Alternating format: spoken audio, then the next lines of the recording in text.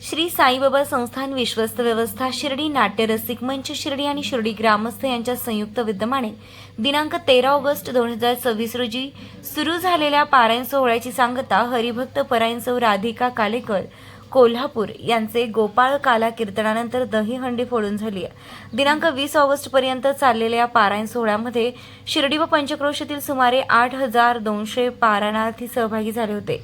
दिनांक 20 ऑगस्ट रोजी सकाळी अध्याय क्रमांक 53 अवतरणिका वाचन होऊन ग्रंथ समाप्ती झाली।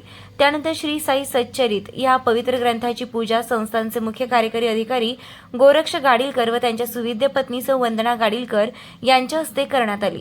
त्यानंतर दुपारी 2 वाजता श्री साई सच्चरित पारायण समाप्तीच्या मिरवणुकीमध्ये पारंपरिक संबळ वाद्यांचे 10 ते 12 पथके श्री देव कुडाळेश्वर मित्रमंडळ कुडाळ येथे यांचे 3 धार्मिक देखाव्यांचे चित्ररथ व विशेष आकर्षण रंजनी आर्ट्स मालापुरा केरळ यांचे पारंपरिक वाद्य व दाक्षिणात्य नृत्यांसह विविध सोंगे आदींचा समावेश होता।